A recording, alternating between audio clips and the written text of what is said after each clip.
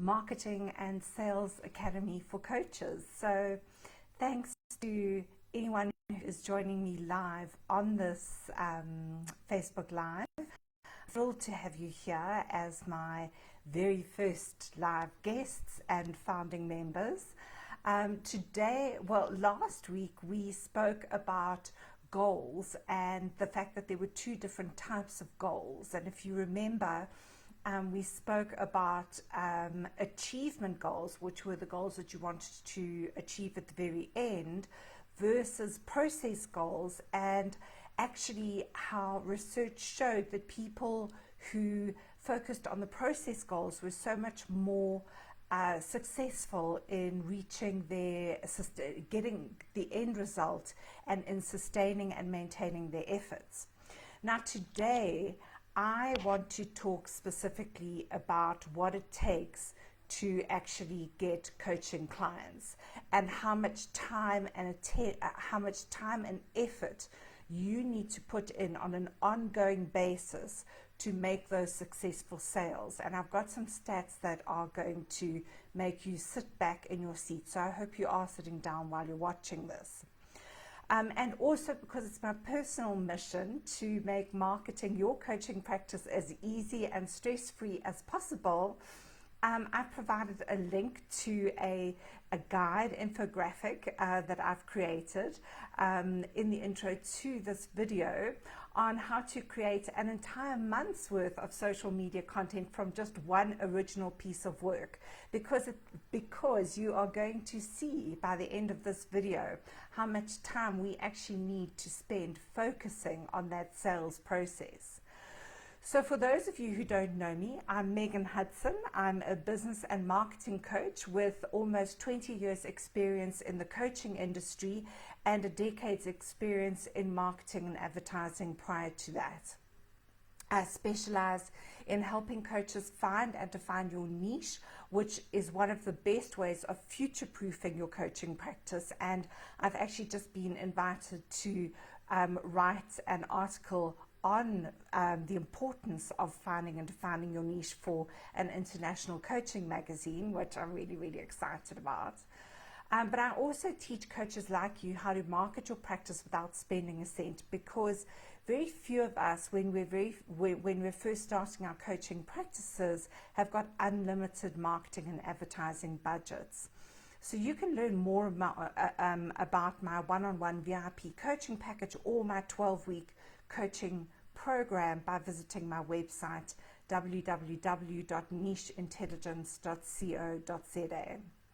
But let's get back to the most important thing, which is getting clients, because without clients at the end of the day, we just don't have a coaching practice. Duh. I've just come from a really interesting and challenging call with a fellow coach who has done everything perfectly by the book when it comes to marketing a particular package that she's selling. I mean, I think that this person can actually teach me quite a few lessons in with her level of sheer expertise.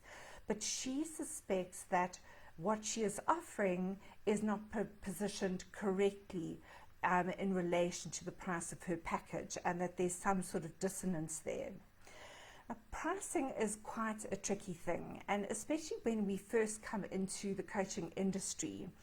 I get a lot of questions from fellow coaches on how to go about pricing their coaching practice, and there are lots of ways that you can do this.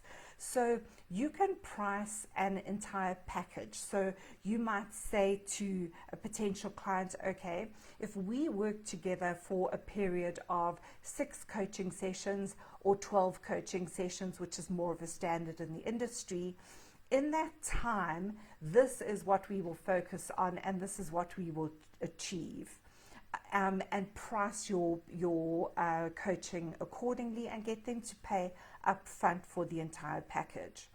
When you are pricing your coaching practice, you really need to take into account a number of things. So one of them is, are you going to go on a session by session basis? Are you going to price it as an overall package that will achieve an end result?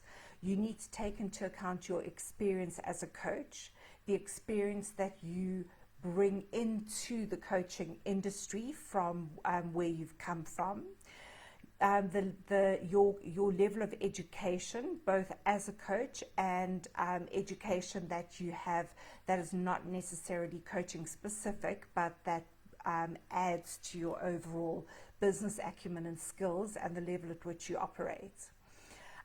We're also able to price in or earn income from alternative sources. So some of us as coaches are qualified to offer tools like the Enneagram, Insights profiles, Lumina assessments, all sorts of other tools. And those are just, alternative ways that we can build our pricing and ensure that we can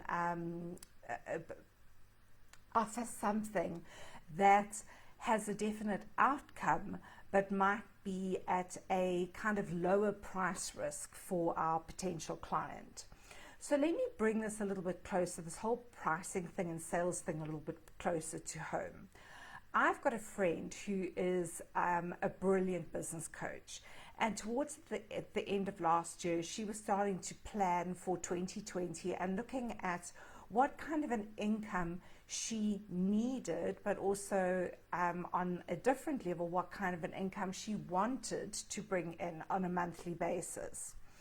And the figure was quite an ambitious one, and initially she found it extremely overwhelming when she looked at this really, really large figure. So let's say, just so that we can work with numbers, let's say that the figure that she was looking at was 100,000 Rand.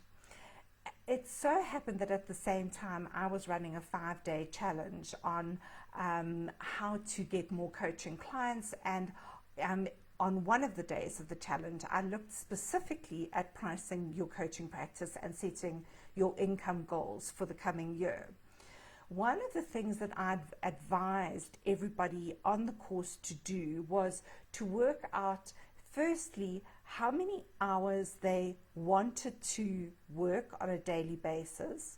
And remember that when we are working one-on-one with our coaching clients, it can demand quite a lot from us emotionally, psychologically, and sometimes even physically. So we do need to be realistic about how we manage our overall psychological, emotional, and physical energy levels during the course of the day working with our coaching clients. We also need to look at the realities of our existence. So I know coaches who are moms who want to set the time aside to spend with their children. So that means that once they've finished doing the school run and so on, they've literally got perhaps from 9 o'clock in the morning until 12 or 1 o'clock in the afternoon in which to see clients. And they still need to set time aside once they've had their family time and time with their kids in the afternoon to do things like preparation for their next session, reflection on that particular coaching session, and reflection on their practice as a client in order to build their own capacity. Getting back to the story of my friend, she took the calculation a step further, and she broke it when she looked at what she wanted to earn on a monthly basis and the number of hours that she was able to physically coach during the course of a month.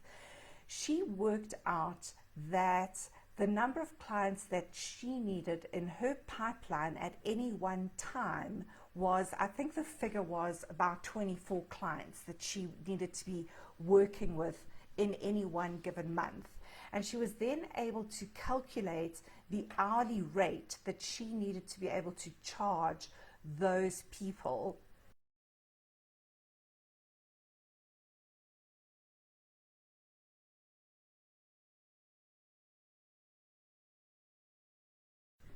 that she needed to be working with on a monthly basis, suddenly took this huge, big, overwhelming income goal and made it a lot more doable and achievable. And she also was able to break it down statistically into how many people she needed to reach out to in order to build enough warm prospects to fill her pipeline and keep it filled. So here's where I'm going to go into a couple of statistics. If you're a coach who wants to be working in a corporate environment, I came across some research towards the end of last year that shows that in a corporate environment, it can take anything up to 7 different people to make a purchase decision. So if you're offering corporate high-level coaching packages, know that you are probably going to have to convince anything up to 7 people to say yes in order to secure you as that coaching client. But let's look at just ordinary sales stats and how many times if you are trying to secure a prospective client, how many times you are going to have to go back to them before you make a successful sale. So almost 50% of people never follow up with a prospective client. Now just think about it. We go to all this effort to create an online presence, to be posting something every day so that, people kind of warm up to us, get to know us, start building a little bit of a relationship with us through our website. We go to networking meetings, we meet people, we might link up with them on our LinkedIn profile, and just send them a note. Great, lovely to connect. But almost 50% of us never follow up on those first attempts for people where we are meeting people and they're reaching out to us. It gets even worse. 25% of people will make a second attempt to contact somebody that they've met, perhaps at a networking event or been contacted via email. They don't get a sale out of it and they just get discouraged and give up at that point and walk away with their hands in the air.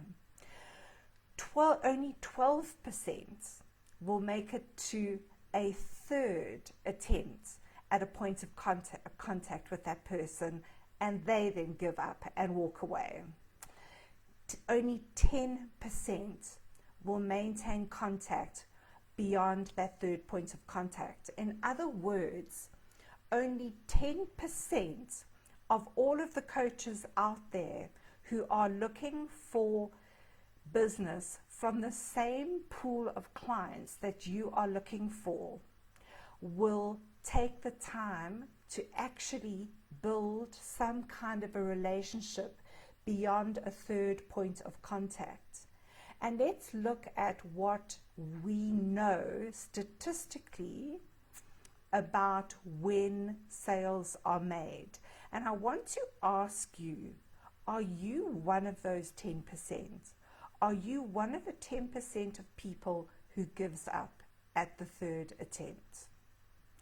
So, only 2% of all sales are made on the very first point of contact. 3% are made on the second point of contact. 5% of all sales are made on the third point of contact.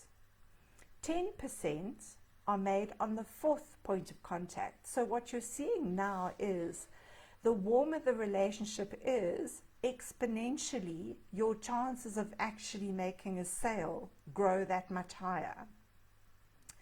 Listen to this. 80% of all sales are made on the 5th to 12th point of contact. What I'm telling you here is that once you have built a warm prospect, once this person is no longer a complete stranger to you, it is only after you have built quite a strong and significant relationship with them that you will have an 80% chance of success of actually turning them into a client. And my question is, do you have the stamina and the creativity to stay in the game for the long term? That's all I have for you today, but I'm going to leave you with the cliffhanger. Next week, I'm going to be looking at a whole lot of different strategies that you can employ to keep you in the game and to keep you top of mind with those clients and make sure that you remain one of that top 10% who secures the business that you're looking for. Don't forget, I'm just looking to see quickly if there are any questions. And thank you to Hermine, Claire, and Bernard for joining me today. I did say at the very beginning, you are my very first guests in my brand new group. I'm delighted that you have been part of this experience. I do hope that you've learned something. If you have any questions, please don't hesitate to ask them. I will get notifications, so I'll be able to come back and answer them at a later stage. And join me next week in the same place in my group, which is where I'm going to be giving you some strategies that you can use to make sure that you hit that 80% of sales and turn your prospectives into clients. Thanks for watching. See you next week. Ciao for now.